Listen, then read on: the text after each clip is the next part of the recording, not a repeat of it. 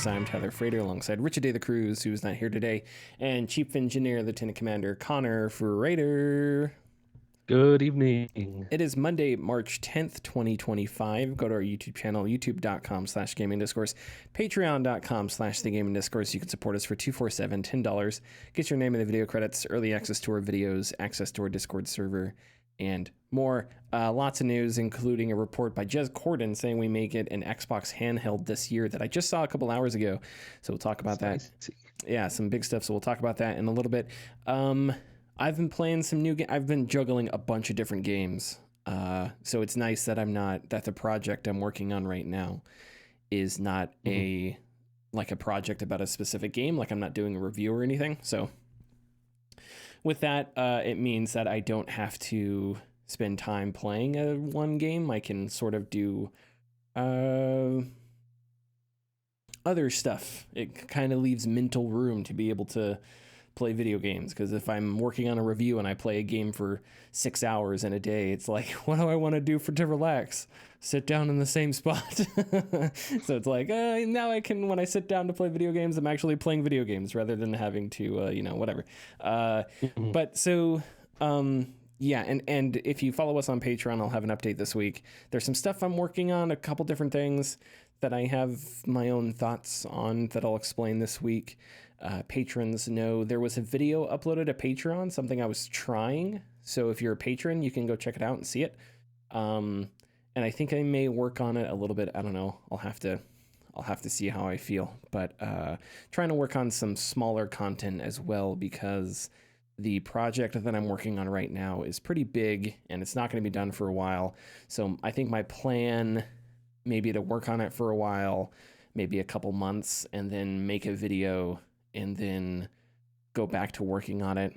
Something like that. I'll have to think about it more. But okay, so you said that you've been playing a game called Moon Mystery, which I know of. Yes. I played the demo a while back. But you said you didn't play much of it. I didn't play much of it, no. So you just hate indie games? What's wrong? Yeah, pretty much. Okay. I only enjoy games that have massive microtransactions in them. Of course. So FIFA, You're like, oh man. Yeah. EAFC, that's the only game I play. my boy. All right. No, it's just the pacing was scattered. The writing is rather corny. So what kind of game? Like, what are you doing? What kind of game is it? So there is first-person shooter elements. The first 5 minutes of the game is the meme. I don't know who I am. I don't know why I'm here. All I know is that I must kill. Because there's just robots that start shooting at you, and you have in the first 3 seconds of the game, you see that you have an AR-15. It's like that scene from The Mask. Rifle. A Tommy gun. Essentially. And after the first 5-minute, 10-minute prologue, the game slows down dramatically, and you get a little bit of exposition through talking with the robot that's on the moon base with you. And it's very hand-holdy. Hey, this is the story. This is what it's gonna be about. And that's not bad, but that's the depth of the writing throughout. Okay. The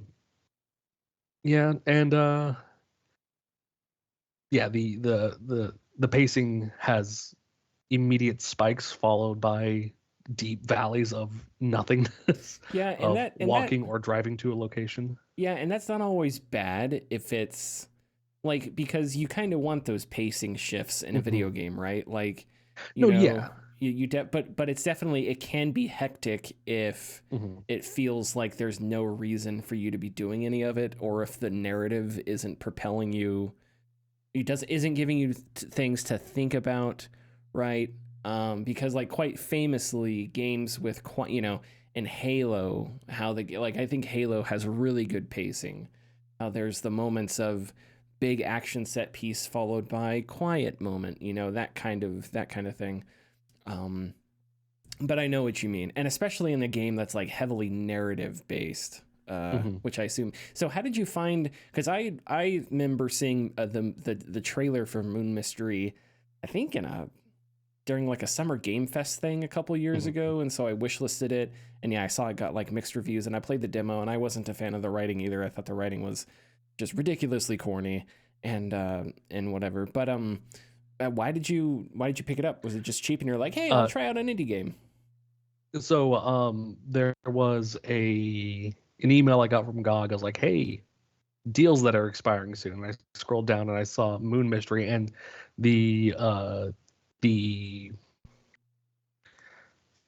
thumbnail image is a black hole. And I'm like, interesting. Right. Yeah. Checked it out, saw that it was like there was like shooting robots and like driving around and like other aspects of this game that you get to later on. And like, oh, looks interesting. Looked at Steam, saw it was mixed review. I was like, okay, it was on sale, so I'll give it a try.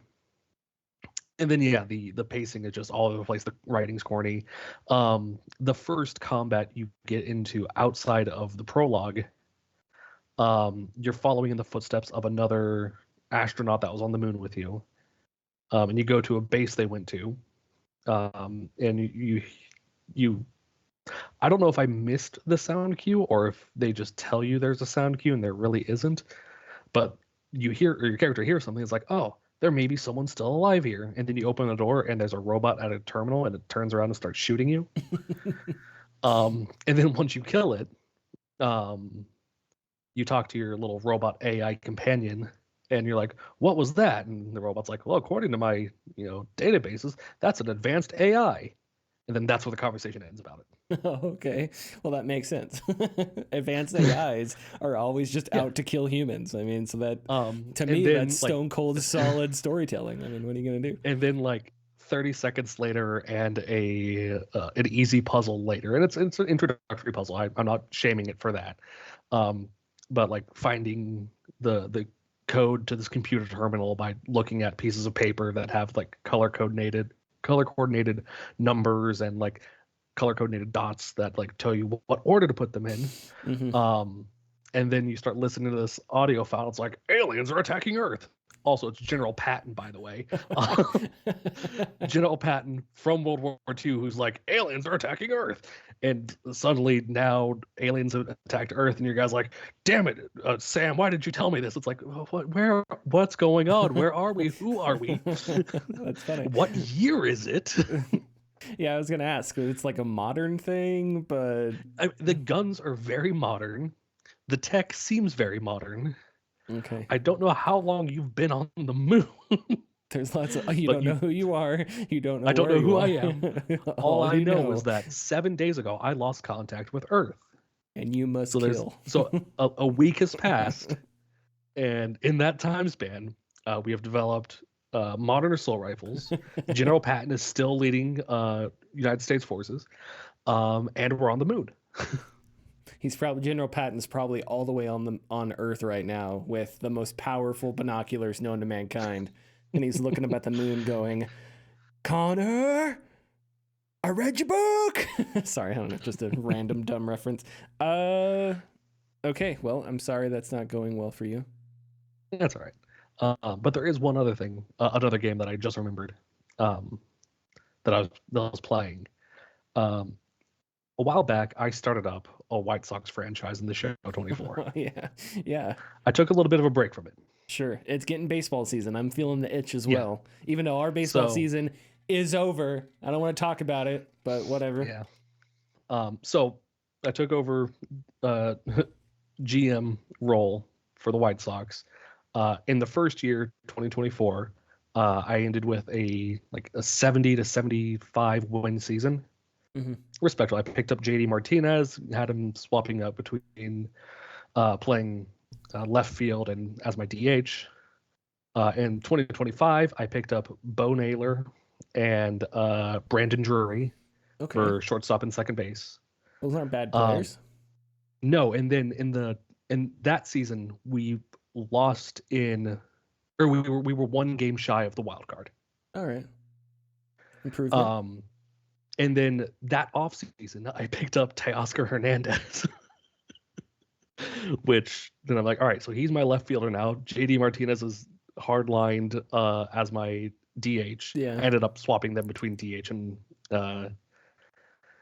left field, depending on like who was pitching. Anyway, Does JD Martinez play first? no, he's an outfielder. But I mean, like, does he not? Has he like? I'm asking in real life because I thought he played some first base too. He might have played some, but I think in the show he's designated as an outfielder. Okay, you keep talking. I'm gonna look that up because I'm curious. Okay, so do that. Fast forward to the end of that season. We make it to the wild card. We lose. Next season, we make it to the ALCS. We make it to the ALDS. Lose.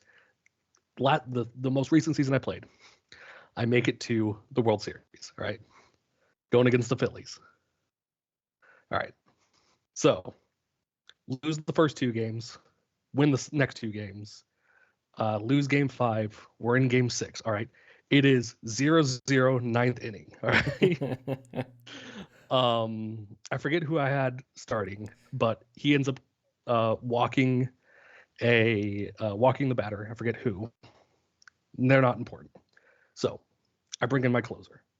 My closer so far from 2024 onward has been John Brebbia.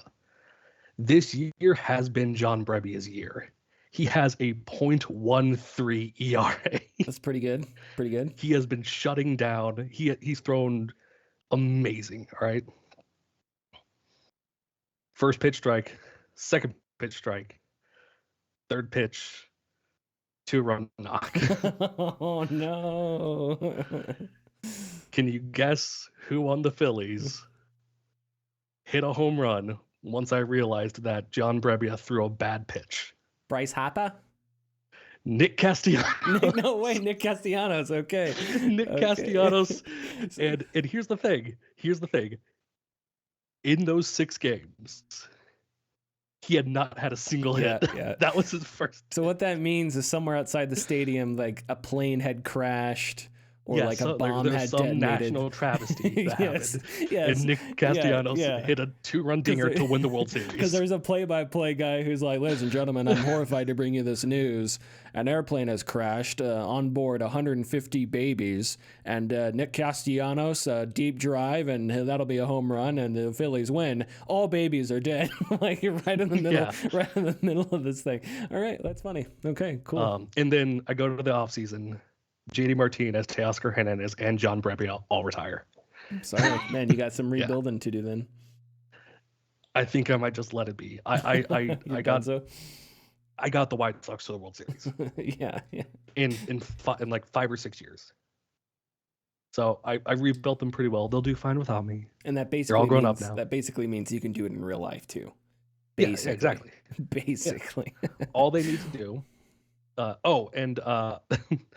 In like one of the highlights, like if you pick the White Sox in 2024, one of the players they show is like your like key players is Garrett Crochet, left-handed starting pitcher, only has 3 pitches, and he's their ace. I ended up trading him in 2026 because he just wasn't producing, and he's a good pitcher, but only has 3 pitches, and so when he's not on his game, it's hit city. Yeah, that's the thing about pitchers that don't have a huge arsenal is like they have to be like they have to be on the ball all the time. Yeah, like those like they have to keep in control of whatever the movement is, right? Because if all of a sudden, you know, like if the fastball is working for them, but one of their off-speed pitches isn't, then it's just hit city because the offense is going to adapt, and all of a sudden you don't have like a lot of different things to do or whatever. So yeah, that's one of those dangers of having a pitcher that, you know, only has, has like that limited arsenal or whatever. Okay. Well, I hope you do better in your next endeavors for MLB, whatever they may be. So I've been playing Kingdom Come Deliverance 2, which seems like a game you would be interested in. I don't know. I have wanted to pick it up. Yeah, I don't know if you played the first one, but I played a little bit of the first one, and I remember enjoying it. but I just never got back into it. Mhm. I started up and played the second one. It doesn't seem like you. It definitely seems like there's stuff that would help you out if you played the first one. It is a sequel, but Mhm. if you want to hop in blind, I don't think it's like impossible. It is Kingdom Come Deliverance 2. Imagine Skyrim. No like magic and fantasy monsters. Imagine if Skyrim and Squad got together, because it is medieval RPG, right? And it is an RPG with lots of different abilities, with very realistic and like slow combat, and it is a simulator. So all of your combat breaks, or all of your equipment breaks and degrades, gets dirty after fights. You have to wash it and clean it. You have to maintain your weapons. You have to eat. I don't know if you have to sleep, but nighttime is so dark, it is pitch black. So if you try and do anything at night, you're not gonna see anything. Nighttime is pitch black. So basically, and the day night cycle is pretty long. So daytime gives you plenty of time, but yeah, it's like if you go out into the middle of the woods at night, unless you mess with the brightness settings, it's pitch black. The game is beautiful. The forests are some of the lushest I've ever seen in a game. It feels realistic, like it feels like a realistic landscape. Just with the way that the ground is shaped and moved, and the way that the plants, grow in the environment and stuff like that. Everything feels very realistic. You kind of just have to follow trails to get to where you're going. You can bring up a map, and the map has the trails on it, but and you have a compass that kind of points you in the right direction, but you can get pretty easily lost, like if you go into the woods and you have to open your map and figure out how to get out of the woods. So it's like you want to follow trails, and of course the trails they're not paved, right? So it's like major roads between towns are well trodden, dirt roads. And then you have the little hiking paths that go sort of through the forest. I appreciate, so I'm sure there are people out there that don't like it at all. Like, if you want to brew a potion, right? You have to get the ingredients. You have to go to an apothecary stand, and you have to follow the recipe to brew a potion. So to save your game, you need save your snaps, which is what you needed in the first game as well. The game has autosaves at certain points, like during quest progression. When you go to sleep and wake up, it saves. You can exit to main menu, and that'll save your game. So when you like play the game again, you'll have a save point. I don't know if that save point is only there once you launch it, or if that save point is where you'll go back to when you die or whatever. I don't know. So you do have to remember to save, and like to keep track of when the last time you saved was. And yeah, so to get this drink that allows you to save the game, you have to have I forget the ingredients. You have to get nettle, which is a like a little tiny Christmas tree type looking plant, and I forget the other. A plant that kind of looks like it has berries on it, and you just have to find it out in the woods. You have to pull it out from the ground. You have to go to an apothecary, and then you put the nettle in a pot of wine. So you have to pour the wine first, then you put the nettle in it, then you have to boil it, and you have to turn the egg timer to keep track of how long it's been boiling, and you have to like work the billows to keep the fire hot enough so it boils. And then once that's done, you lift the pot, then you have to grind the other ingredient, put that in a mortar and pestle, put that ingredient into the pot, lower the pot, boil that for a specific amount of time. And then once you do all that, and if you do it correctly enough, you get your potion. So it's like, it is a simulator. You are on your own to find the things that you need, to craft your own, like, there's a whole craft blacksmithing system in the game that is, you sit there and you hammer away at a sword and you flip, hammer away at a sword, flip, hammer away. It gets too cold. You put it back in the fire.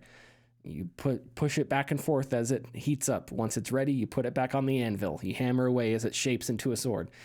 So it's very it's like procedural almost.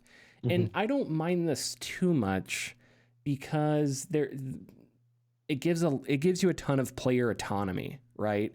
So it's like, and the game, kind of like Mountain Blade, and I think the first game did this too. There's a pretty long, I know one of your favorites. There's a pretty long prologue, like almost like a 2 hour prologue before the game actually starts. And once it starts, you are literally in. I don't want to spoil too much, but basically you have nothing. You restart from the bottom, and you don't have any weapons, you don't have any armor, and you just have to find all that stuff. So it's up to you to decide, like, how do you find these things? So for a while, the way that I've been collecting stuff is in the few times that I fought an enemy and killed them, I just looted their body. And that was the armor that I wore, And as I've done more quests and like defeated more enemies and looted more things, I've collected better things, upgraded a few things, found better swords. So it's like a slow accumulation of all this equipment that you need. But I think I enjoy that because like not every game is like that. Not every game is like, it is a simulator. It reminds me of Squad in a way, because it's like, Squad, you have to think about your spawn points. You have to think about terrain. You have to think about your ammo reserves and logistics and all that stuff. And that's a multiplayer. It's a totally different game. But the idea is it's trying to simulate like modern infantry combat, both the firefights and the logistics. And so Kingdom Come Deliverance is like, it's trying to bring to life sort of a realistic depiction of, it's set in Bohemia, so Czechoslovakia, or not Czechoslovakia, Czechoslovakia. Yeah. So it's trying to bring that to life, and it's set in a real thing. There was a king named Wenceslas, I can't pronounce the guy's name. Wenceslas, something like that. And there was like a coup. Sigismund is the other guy, and he's competing for the kingly title, and so like lords are starting to pick sides, so you're kind of in the middle of that. So that's the overarching storyline. But yeah, I really enjoying it so far. I think Henry is an interesting character. I think I enjoy Henry. I don't know, as the game goes on, I don't know if he'll get boring. He kind of reminds me of like Commander Shepard, where Shepard has like a really neutral personality kind of, but can also be funny.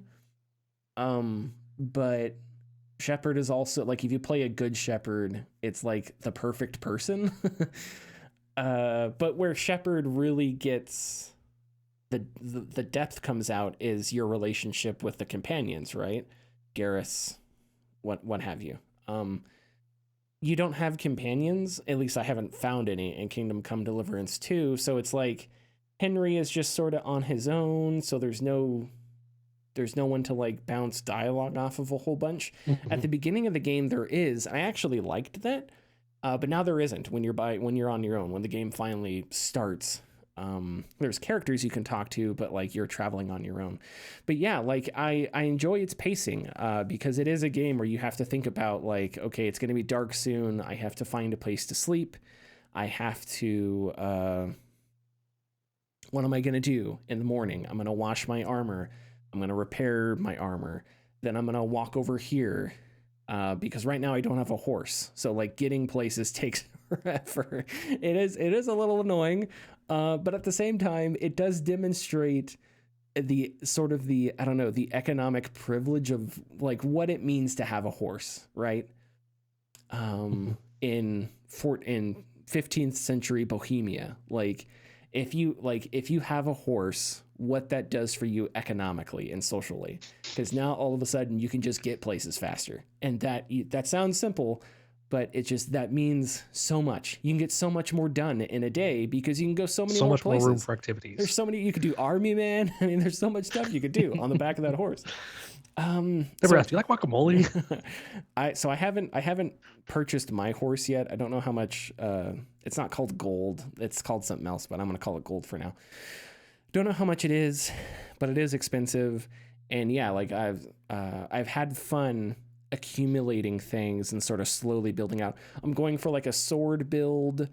You can spec into different weapons depending on like your, but the only weapon I have fought with is a sword, and I think it's pretty good. I may try double, like you can have 2 different weapon sets, I think, maybe more, I don't remember, that you can switch between.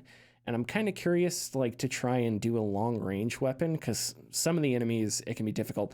The combat is good, but it is very, you have to be patient with it. And I haven't totally learned it yet, but you can get your ass kicked really easy. You really have to be patient and approach things slowly. Like if there are 2 bandits on the road and they decide to fight you, you have to try and like move in a way where you're kind of moving away from one of the bandits and you're singling out the other one. That way they're not both like attacking you at once. You kind of have to like do that. It's very slow. If you decide to swing, it's like, okay, you're committing. If you're swinging, it's a commitment because that leaves you open to all sorts of attacks. And you have to watch your stamina, even your footing, not your footing, but like where you are. Because if there's like a rock behind you and you hit the rock and all of a sudden you can't back up, that makes it a whole lot harder to dodge and stuff like that. So you kind of have to like, if you're in the middle of a field, it's like, okay, I have lots of room to maneuver. If you're in the middle of a forest, it's like, oh shoot, was there a tree behind me? You kind of have to be aware of your surroundings. So yeah, so I'm enjoying it a lot. I can't wait to get more into it. I could totally understand people that hate it, but I don't think those things are bad. I don't know. Like, would it? I think that's a video game debate that's interesting. Like, how much simulation needs to be in your simulation? What does me having to make a potion add to the game, right? After I've done it 500 times, right? Like at this point, I think that's why like Elite added the auto docker. Is like, well, it's a simulation. You have to land your ship on your own. But once you have 1,000 hours in Elite Dangerous, it's like, I get it. See, what I find funny about that is like people are like, it's realistic to have to do it on your own. There is a thing that is at most major airports called ILS. And what that does is you tune into ILS and the plane essentially lands itself. Yeah, because it it's the instruments just hone in with this radio frequency and it guides the plane in. Yeah.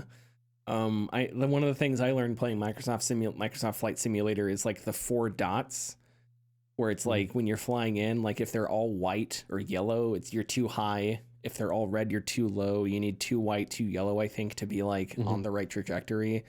And then like I flew an Airbus. I landed an Airbus in Microsoft Flight Simulator, and the computer was like 200 meters, 100 meters, ground, 50 meters, ground, 20, and then as soon as it said 20, you're supposed to pull up. So 20 meters. So I pulled up and like landed perfectly. So like in science, there are a lot of aids that I think people don't realize. It doesn't mean that pilots don't also require lots. Like they have to know how to work those things and how to work it if those aids fail.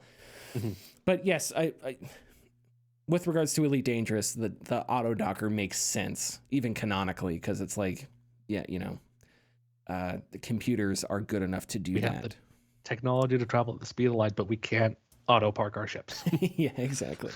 Okay, unless there's anything else you want to ask or say, nope. We'll play the ad. Thanks for listening.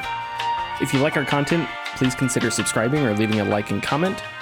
You can find us at patreon.com/thegamingdiscourse. And our tiers are $2, $4, $7, and $10 and include getting your name in the video credits, early access, and access to our Discord server. Okay, so this was first reported by the New York Times. Discord is meeting with investment bankers to discuss a possible IPO. I think the Discord IPO has been something that's been like hinted and rumored at for a while. This seems to be more substantiated. Discord was valued by private investors at around $15 billion, and I believe that was last year. So it's not a excuse me, it's not like the most complex of stories, but I do think there are obvious big ramifications here. If Discord were to be made public, or even if they do like a limited IPO, like even if they, I don't know, because eventually I would assume the path is to being a public company or being bought by a bigger company, right? Because as far as I know right now, Discord is privately owned. I don't know if they have like private equity investors or anything like that. But if, I don't know, with the amount of people and how Discord has dug into gaming, yeah, like both PC Gamer and Kotaku had stories that were just like, get ready for Discord to get worse.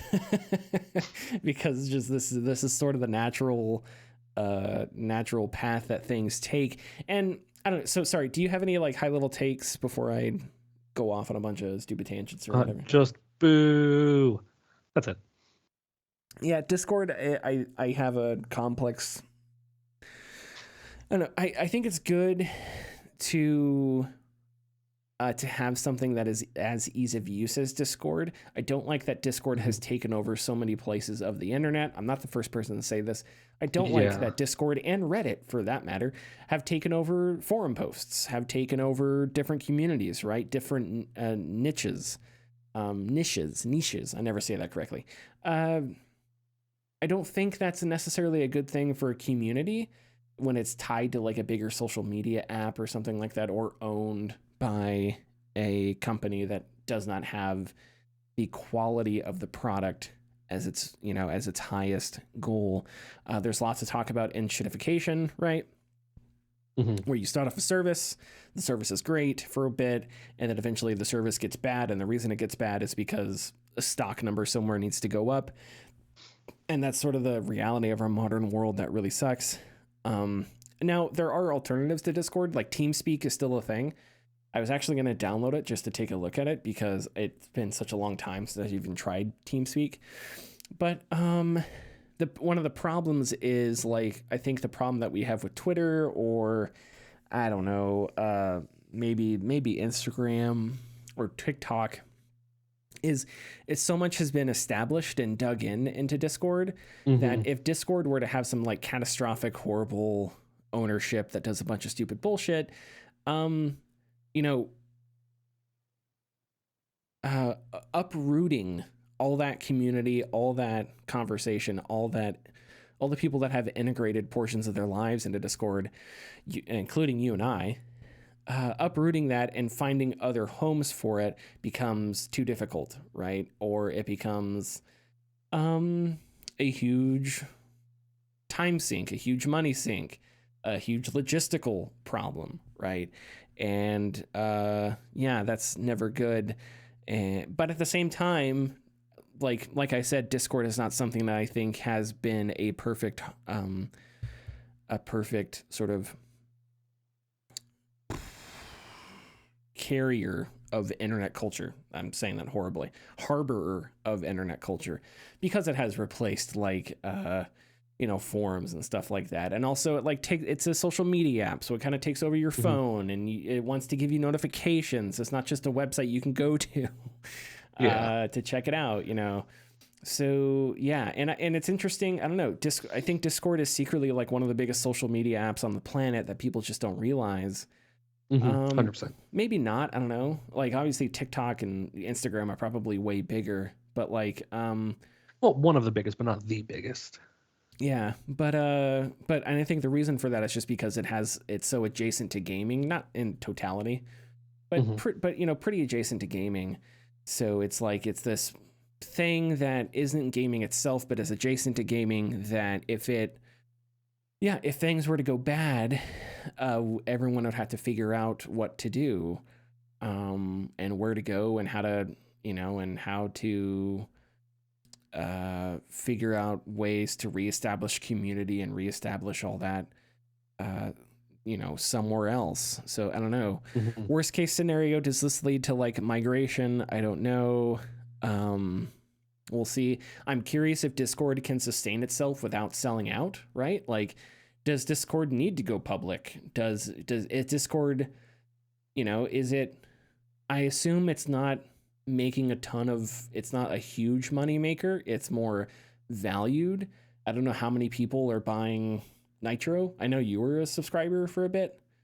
So Yeah. so I don't know. I'm sure there are people out there, but I have to imagine that the number of people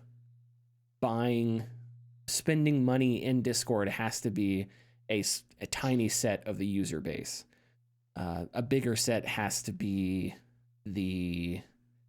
just the general user who hops in and out of servers to talk while they're playing video games or whatever.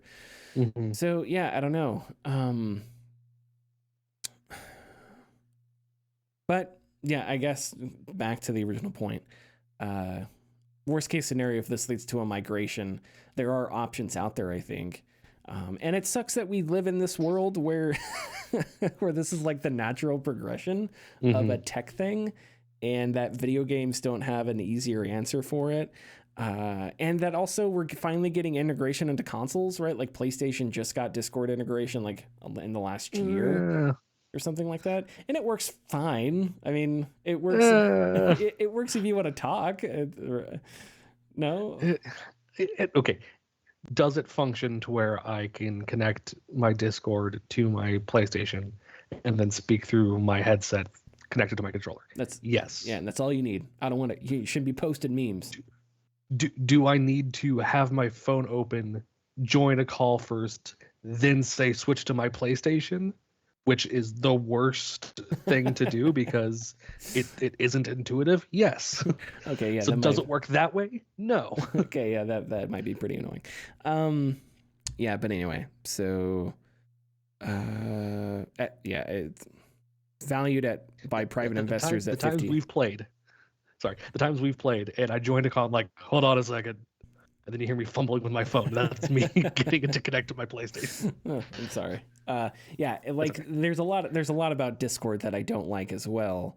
But I think the thing that it does well with is talking. And also, you join a server, you talk. That's kind of the thing that's most important to me. But also, I think Steam also has a voice thing. I don't use it, but Steam has a similar like thing. So there are definitely other options out there. Be very terrible. I've heard it's improved, but I don't. It's always been just a peripheral thing that just sits off in the side of your peripheral vision. And other things have been better. So everyone used the other thing. Everyone used TeamSpeak or Dolby Axon or whatever. Yeah. Or Discord, and it's probably leagues better than it was, when it first came out, at the dawn of time. But it's still not the thing to go to. Yeah, and I don't know if it offers all the different social options and stuff like that. But come on, I mean, we're playing video games. You don't need social media stuff. Can it? Nobody wants that. You play games. Sometimes I want to be memeing while I'm gaming. No, you shouldn't be memeing. You should be get your sector. We're taking this objective. Okay, I just missed squad a lot. That's all. But I can also meme while doing that. No, you can't. Got to watch your goddamn sector. Keep Tyler, your weapon up. I have one hand on the wheel of the Logi truck. I'm jamming out to Willie Nelson. I'm texting with my other hand. You're getting shot the hell accidentally up. running over soldiers. Getting shot the hell up, and it doesn't matter. No. Delivering the goods. Exactly. Good times. Good times. Okay. Okay. Unless you have anything else you want to say, we'll move on. Just that, like, the life cycle of Discord has been really weird. Like, I made my account 9 years ago. Yep, 2016. And 9 years ago, 9 years ago, I never would have thought that our mom would have a Discord account. Why did you say that publicly? I didn't. Well, everyone has one now. Like, it was for some like community that she was a part of. Like on Facebook, they had a Discord, and she joined that. And she was like, Oh, she interesting. texted me, how do I make a Discord? I'm like, what the fuck is going on? Okay. Well, sorry, Mom. You've had a good run, but it's time to put you in a home. I'm kidding. I'm kidding. We can't be managing. Yeah, you're home, Tyler. We can't be managing Discords. Okay. Epic is sued over item shop timers. I believe this was first reported in Polygon. It's a proposed class action lawsuit regarding Fortnite shop timers, which the suit says are deceptive. I'm going to read a portion of the lawsuit here, talking about a Horizon Zero Dawn bundle.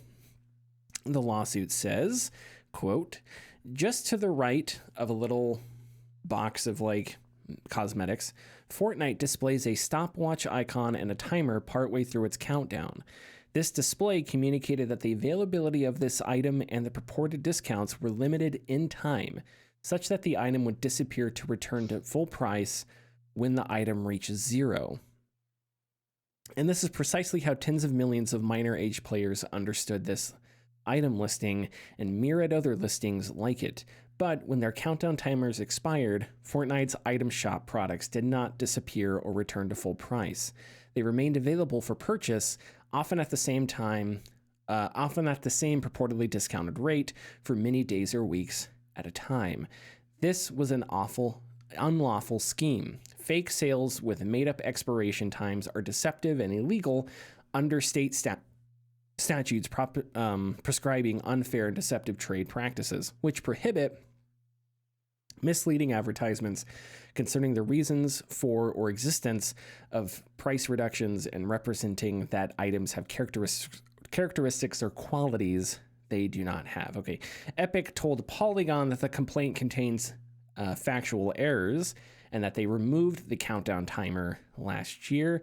Polygon and the lawsuit both mentioned that last year the Netherlands fined Epic about $1.2 million around that for misleading countdown timers, and Epic said it was going to appeal that. God forbid Epic pays, Tim Sweeney sneezes and, it gets caught on $1.2 million, but God forbid Epic pay that fine. Okay, I have lots I want to say about this. So I just want to add a little insight from someone who works adjacently to the games industry. Sure. These things are tested. Like timers for things that are for purchasing things are tested rigorously. This isn't something that's done, like this specifically isn't something that gets put out to the public by accident. This is an active choice to release this. Sure. Yeah. So like the whether or not the systems are deceptive, I would argue that they are, or predatory, I would argue that they are. They're made that way on purpose. Yes. Right. Like there is like, and oftentimes these storefronts look chaotic and unorganized. And I think sometimes that's by design. Other times it's just because they don't give a shit about making it look any better. That would be my guess. But like the sort of the mechanics behind it, of the pricing, of the how, the abstraction between like real money and in-game currency, and how much the exchange rate, how much the exchange rate is, right? The abstraction there is all on purpose, because it makes things more complicated, and it makes you not want to look into it. It makes you just want to buy a skin or whatever. I don't care what the lawsuit says. Who knows? I think when we talk about stories like this, and we've made this mistake in the past, whether or not the law is going to say that Epic broke the law, Epic should have never done this thing in the first place, and this sort of thing should not exist in video games. Live service economies are this gigantic monster with all kinds of tentacles, and we could talk about all sorts of facets of live service economies and stuff like that, but there's just no reason for timers. I don't know. There's just no reason to have a skin up that's only going to be available for a certain amount of time. We could make an exception for holiday stuff, but even then, why? Like, why can't you get Halloween cosmetics out of Halloween? I'm not talking about any specific game here. I'm just talking in general. So it's like, I think it's a mistake to get caught up arguing whether or not this is legal, or like running to lawyers to get to understand. I mean, if you wanted to, it's fine. I guess, you know, if you were a journalist and you wanted to write a story, that'd be important to do. But the larger point to me is that this just shouldn't exist. Whether or not Epic did so lawfully or not, it was unethical and immoral. To treat your audience like this, to put up completely not the word I'm looking, not ambiguous, just completely like whatever timers, you know, timers that are based on absolutely nothing. Arbitrary. Thank you. You found the word before I could. Completely arbitrary timers, and also arbitrary like rarities, you know. Oh man, this skin over here is ultra rare. Well, it's only, you know, it's not gold. It's not a mineral. The only reason it's that way is because that's how you treat it. It's code, right? It is a virtually infinite resource. Yes, and the only reason gold is fucking rare is because we don't have a lot of it on Earth. You know, there's a ton of it in the solar system, even more in the galaxy. It's all relative to the rock that we're standing on at the moment. You know, if we're on a different planet that was made of gold, gold would be as valuable as dirt, but we're not there. So it's just like dirt would be as valuable as gold. Yeah, exactly. And it'd make ugly jewelry. But this sort of thing shouldn't happen. It shouldn't exist. And I just think it's important to make that distinction. Because the lawsuit, whether or not, obviously, if a court rules and the class action lawsuits favor or whatever, great. If it doesn't, whatever. But whatever they do, this is just something that shouldn't exist at all. And also, why do we only care about kids? Again, I think this is something where like the law is in place to protect them, and that's fine. But it's just like, you know, this sucks for a 35-year-old too. I don't know. Like, why is it that on Earth, once you turn 18, it's like we decide that we're gonna, you know, your humanity is just worthless now. Like, not worthless, worth less. It's like, okay, now you can be exploited. Now you can be taken for granted. Now you have to navigate these systems that are psychologically manipulating and psychologically predatory, because we arbitrarily set a year and date for when when people and businesses can exploit you. Before then, it's mean because you're a kid. Right after that, though, it's open season. I don't know. I just don't like. I understand that from a lawyer's perspective. If you want to win this case, you can say there are specific laws saying you can't do this to minors. Therefore, this thing violates that law, you know. And there are no laws for like not violating adults in this manner or whatever, but there really should be. And I think it's just as, I don't know, it sucks for children because children don't have the same judgment. Obviously, that would be the argument. But even then, it's like, it sucks that adults have to navigate this bullshit too. It sucks that adults play games where, you know, items are hidden behind arbitrary timers and arbitrary rarities and a bunch of other bullshit like that. So, I don't know. Yeah, protect our kids, but also, can we just be nicer to each other and just not as exploitative to each other? Can we do that too? I don't know. Anything you want to say before we move on here? Other than, you know, I hope that Epic loses big time on this. yeah, exactly. I remember when Tim Sweeney said that their operation to take down Apple or whatever, it was like Operation Liberty, and I was like, oh, it just made me want to puke. It's like, Tim, you're not a freedom fighter, dude.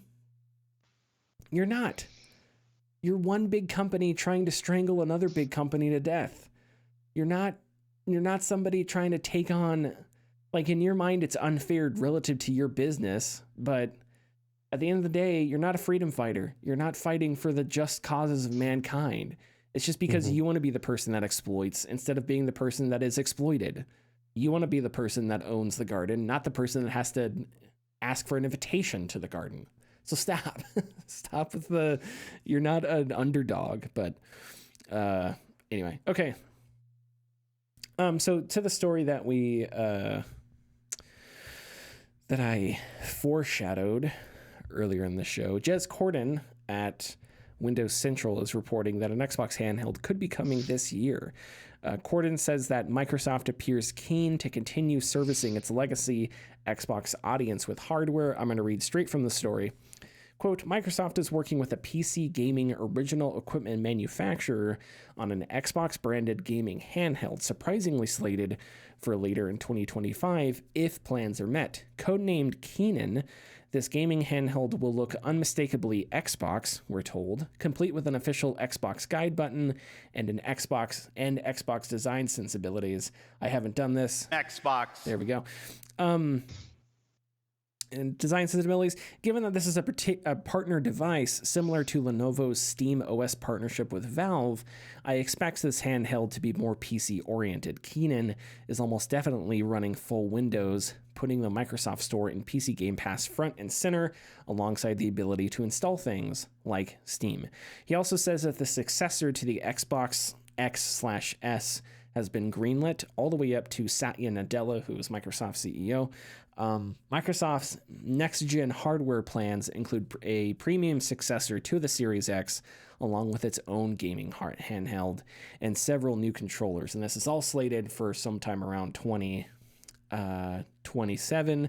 Crazy to think that we're already looking at the next gen, but we're currently in the 5th year of the generation. But the problem is the generation started around 2020 and time has been accordioned. So the past 4 years just mean nothing. They mean nothing. So we, if it was 2019, we woke up and we're here, basically. Okay. So we talked about this a lot, but I don't know. What do you look? Let me ask you this. I know it's a very podcaster thing to say. I don't care. Because you don't have like a Steam Deck right now. No, I do not. But I assume that's something you would like to get in the future, maybe, or maybe it's something Perhaps you'd be interested in. Okay, so if Xbox launches a handheld, and it has Game Pass compatibility, right? You can install Game Pass on a Steam Deck, but it's not simple. But let's say this Xbox handheld, the Keenan, seamlessly works with Game Pass, and because it's Windows based, you can install Steam on it, which means you can basically turn it into a Steam Deck. And let's say you go out to buy one of these handheld devices. Which one would you be more interested in, just off the top of your head? Honestly, it comes down to price and Steam compatibility. Because just because it's a handheld that can run Steam doesn't mean it's going to be able to games aren't going to be optimized for it like they will be a Steam Deck. So how Steam Deck equivalent or Steam Deck capable games run on it will be a major sticking point, as well as the price of it. If it's similarly priced to the Steam Deck, and all I'm getting is access to Game Pass games on that, then I'll probably just get a Steam Deck because I have a larger Steam library, and I only do Game Pass when there's something that interests me on Game Pass. Yeah. And most of on Game Pass is probably going to be on Steam as well. So it's like I would tend to agree there. But I'd be open to like seeing it. I think one thing that I find interesting about this is if you have an Xbox handheld that's partially made to be like a Game Pass machine, and the Lenovo handhelds, they may work this way. I don't know. That sounds like a good idea, but that means you have to keep investing in Game Pass, correct? Right? So it's like you can't eventually, I don't know, you can't keep rising the price of Game Pass. To me, it wouldn't make sense if you put out a handheld that is kind of made to work with Xbox Game Pass, and then you continuously erode the price of Game Pass, because that's going to put off people from staying subscribed to Game Pass, and then they're not going to be subscribed to the thing that this handheld is created for. So you're kind of creating a problem there. Also, this is a more existential question, but I think it's a question that all handheld manufacturers should be asking, is like, what is a handheld for, right? What should handhelds be expected to carry? What should they be? How should they be expected to perform? I sometimes get a little annoyed when big games come out and people like there's stories about how the big game runs on a Steam Deck, because it's just like this. I don't know if the Steam Deck was always made to like, I don't know if it was made to run Avowed or Kingdom Come Deliverance 2, right? These gigantic, super demanding games. Like, to me, the Steam Deck, you can do Pillars of Eternity. Like, it's not that you can only do Balatro on it. You can do Pillars. You can get away with Baldur's Gate 3. It's just not going to look super good. I don't know. So it's like there's all those indie games that people like, you know, whether, you know, stuff like Balatro or stuff like, you know, any roguelike deck builder, right? Death's Howl is a game that a lot of people are excited for that's coming out later this year. Little tiny horror games made by David Szymanski, you know, whatever, stuff like that. Like these games, or, you know, the games that, you know, your Fortnites, or maybe games. I don't know. Actually, I'm not sure about Fortnite. That may not be a great example, but the games that aren't as graphically demanding, that aren't as demanding on your CPU and stuff like that, that Steam Deck is just full of. And of course, older games, right? The Steam Deck can play basically anything released before like 2016. I don't know, I'm being facetious, but like older games run great on it, right? So like the older Baldur's Gate games and Neverwinter Nights and Star Wars Knights of the Old Republic, everything that gets released on the Switch can probably run pretty good on the Steam Deck. So it's like, that's kind of what a gaming handheld to me is for, is it's to take, you know, your desktop PC, you're going to upgrade it, you're going to kiss it, love it, hug it, whatever, and it's going to run Avowed really well. That's what that it's the monster. It's the thing you spend your money on. But then, you know, your Steam Deck is there because you don't need your monster to run your monster PC to run games like Balatro. You can do that on your Steam Deck, and then Steam is there to facilitate sort of the bridge between the two. So that's what that experience is for, right?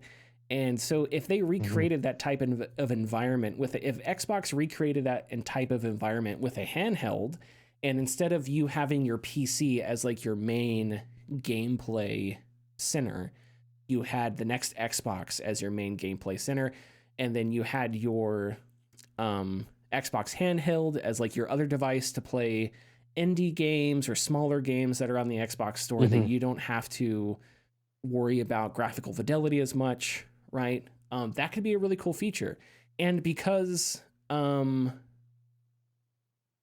it's going to be, you know, it would be made that way, you wouldn't have to think about like back in the PSP days or whatever, where it's like a game only works for your PSP, right? Yeah. Because you can sort of jump between the console and the handheld, but that's also going to be the problem with Game Pass, right? Is like the big draw to Game Pass was Call of Duty, right? This year, because the Activision Blizzard buyout. Well, off the top of my head, I haven't looked this up. I'm going to assume Call of Duty probably doesn't run perfectly at 120 FPS on a Steam Deck. It may run fine. I don't know. But is the Call of Duty in 3 years going to run great on a Steam Deck? 5 years? If you release a handheld for the Xbox console, and on your Xbox console, the latest Call of Duty is running at 60 FPS, flawless, 4K, whatever. Is the handheld really going to be able to run the Call of Duty, that year's Call of Duty at that quality? Like, I would assume no. So it's like, I don't know. That's the question that I think has to be addressed, is what are these things for? And then once we answer that, then we're going to determine why it exists and how it extends these game ecosystems that we have. And I don't think I'm wrong thinking that way. Maybe people would disagree with me. I don't know, but I don't think I'm wrong in thinking like, but then there's xCloud and streaming, which is like a totally different discussion. But the form factor isn't the correct term, because it's just a controller with a screen on it, basically. But the hardware limitations of something like that, I think, is going to limit what it can do, and that should be an important point in your decision making. Yeah. Sorry, did you have anything you wanted to add? A couple things. So first off, to that point, is it going to have full access to everything on Game Pass? If yes, it better be able to run everything on Game Pass standalone. If not, I'm not going to pick this up for Game Pass. I'm going to pick this up as an additional thing if I don't already have a Steam Deck and I do a lot of Game Pass like games. If I play a lot of Game Pass already. The next issue does come to xCloud. If it can't run everything on Game Pass, will I be able to do like xCloud but local streaming? Have it on my PC, I'll have it on my Xbox, and stream it to my handheld. Is that going to be a possibility? If not, what am I doing with this? Yeah. If it can't run everything by itself, then it better be able to have that run on an external system that just gives me the visual here and the inputs here and just talks back and forth between my computer or my Xbox. But if it can run everything, how well is it going to run everything? Because not all PCs are created equal, and not all PCs can run everything on Game Pass. If this can run everything on Game Pass, how expensive is it going to be? Because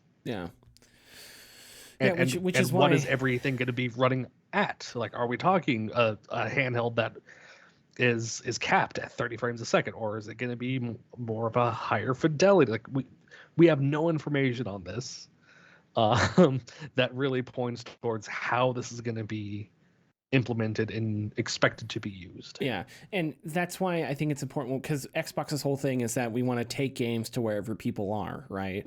But it's like, okay, but what that means is it's in some ways that's impossible. Like, you can't I just Googled Black Ops 6 on Steam Deck.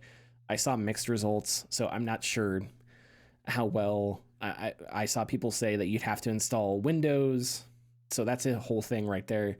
So I don't know how well it runs. I'm gonna assume there's enough steps that it's not worth trying to do on a Steam Deck. But Xbox's whole Play Anywhere approach, which I think is mostly fine. To me, it's like, okay, so I don't know what's the next big Doom to the Dark Ages, right? So it's like, yeah, great. If you can play that on a phone via xCloud, great. But do I really want to do it on my phone? The Dark Ages on this screen? Is this really what I want? Like, this tiny screen, is this really where I want to experience like this big bombastic rock and roll action game? Like, no, I want to experience it on my 1440 monitor or on my 70-inch TV or whatever people have, right? Like, that's a better, cleaner representation of and I think that might be another thing that doesn't get talked about a lot, is like, if it's a handheld, like, what is the audio quality going to be like? Because, like, for example, something like Doom, I'm going to want my higher end sound system with a subwoofer in there to really, like, enjoy the full audio scape. Yeah. I assume at that point, it's just, you're going to have to not have a nice pair of headphones, because I would assume it would be Bluetooth enabled. It would be weird if it wasn't. And I know for real audiophiles, there's even more questions, but I think that's kind of where I'm leading into it with. But I think if you have Bluetooth enabled and you can connect a nice pair of, like, I don't know, like Astros or something. Astros are what I have on my PC. I've loved them for a long time. I don't know if there's any Astros that are Bluetooth enabled, but if you can get a nice pair of headphones, you'll probably be fine there. I don't know. Anyway, anything else you want to say about this before we get out of here? No, I think I've made my points. Okay. We don't have Richard, so we don't have tidbits. We're never going to have tidbits again, ever. And no more bits. No more tids. No more tids. And I'm just going to cry about missing my best friend in the whole world. Richard. But I'm right here. Oh. I'm kidding. Oh. I'm kidding. Follow us, youtube.com/gaming discourse, patreon.com/the gaming discourse. And we will see you next week. Bye.